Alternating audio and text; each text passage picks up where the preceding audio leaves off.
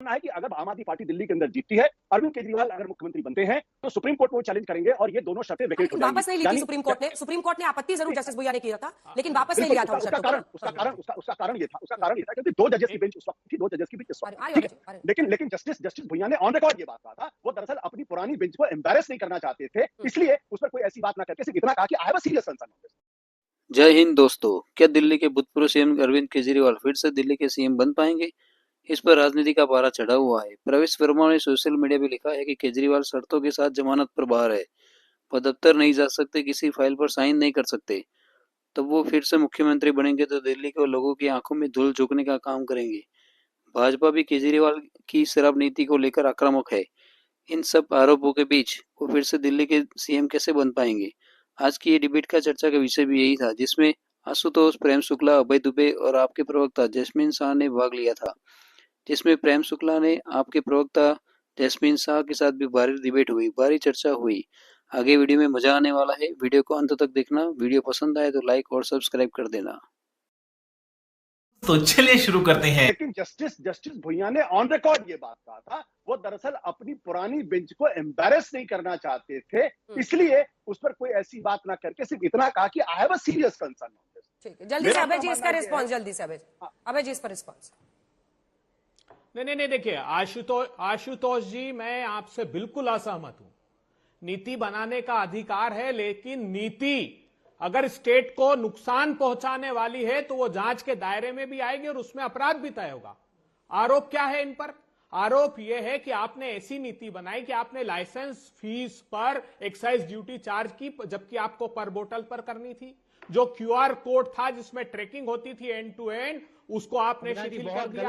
आरोप यह है कि आपको एक्सपर्ट कमेटी ने कहा था, देखिए जो नीति आप अगर नीति बनाएंगे जिससे स्टेट को लॉस होगा तो वो जांच के दायरे में भी आएगी और सजा भी देंगे। तो 50 बंद करो, हाथ जोड़ के मैं फाइंडिंग्स हैं कि जो आपकी नीति ही जांच, जो नीति पर ही सवाल खड़े करती है, उसमें करप्शन किया वो एक अलग विषय है, वो तो किया, लेकिन ये जो पॉलिसी बनाई आपने वो ऐसी बनाई जो ठेकेदारों को फायदा पहुंचाने की थी। जो मैं कह रहा हूं ना, कार्टेलाइजेशन। अब अगर आप डिस्टिलरी वाले को कहोगे कि दाम भी तय कर दो, वो सिर्फ अपनी ही शराब, अच्छा है, शराब की बनाने वाले को कहोगे कि होलसेल का लाइसेंस और आपको ठेके का लाइसेंस दे दिया, तो वो क्यों हिला डाला ना?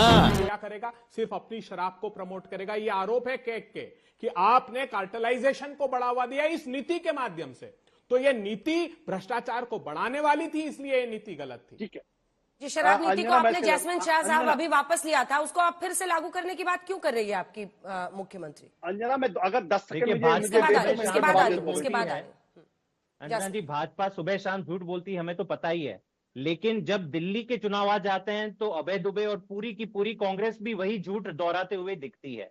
तो मैं अब आपको ये सारी चीजें स्पष्ट कर दूं कि दिल्ली की जो शराब नीति लाई गई थी, ये आधिकारिक आंकड़े हैं कि दिल्ली में हर साल 5,500 करोड़ शराब नीति या एक्साइज का रेवेन्यू आता था। ये नई शराब नीति में पहली बार मार्केट में बिडिंग हुई, इतना अच्छा ऑक्शन हुआ कि 10,000 करोड़ की बोली लगाई, सरकार का टैक्स इनकम डबल होने वाला था।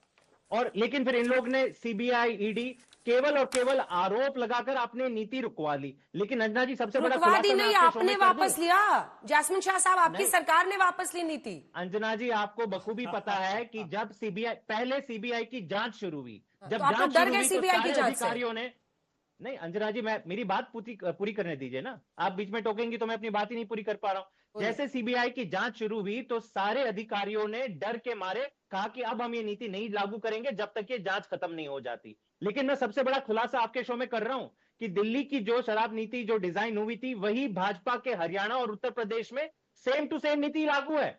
ये बड़े अचंभे की बात है कि भाई साहब, वहां पे तो ठीक है, वहां पे आप ऑक्शन करवाइए, लेकिन दिल्ली में आप ऑक्शन नहीं करवाएंगे। क्यों?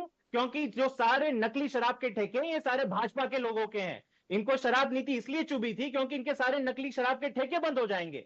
तो आप मुझे खुद बताइए कि अगर कोई नीति सरकार का राजस्व बढ़ाती है, नकली शराब को रोकती है, तो क्या ऐसी नीति लागू नहीं होनी चाहिए? लेकिन ये सुबह शाम झूठ बोलना, सुबह शाम इधर उधर की अफवाहें पास करना, यही भाजपा का काम तो था। लेकिन दुख की बात है कि कांग्रेस भाजपा का दूसरा सिक्का नजर आप बीजेपी के दूसरी बी टीम बन गए हैं। छोटा सा जवाब, फिर प्रेम शुक्ला जी के पास जाऊंगे। अभय जी, आप बी टीम बन गए हैं बीजेपी के। नहीं, मैं तो हतप्रभ, अरे मैं तो हतप्रभ हूं जी।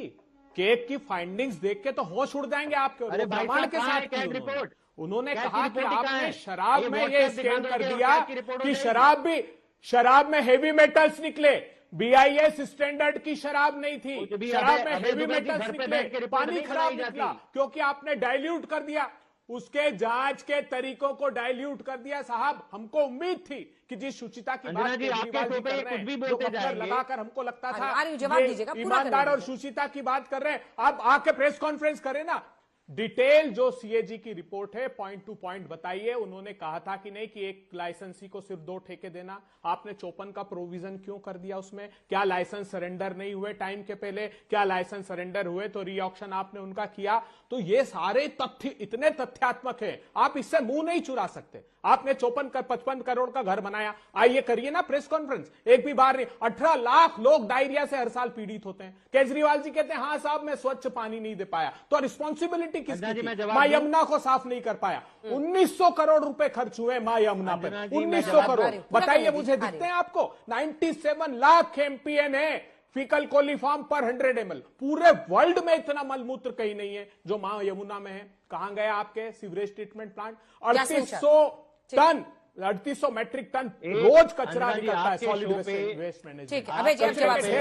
तो देखा दोस्तों आपने, जिस शराब नीति को लेकर केजरीवाल जेल की हवा खाकर आए थे, जेल में बैठे बैठे उनका वजन कम हो गया था।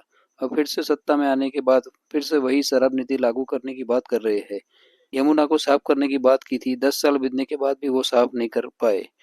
वीडियो पसंद आई हो तो वीडियो को लाइक कर दीजिए और चैनल को सब्सक्राइब कर दीजिएगा। ओके, मिलते हैं नए वीडियो में।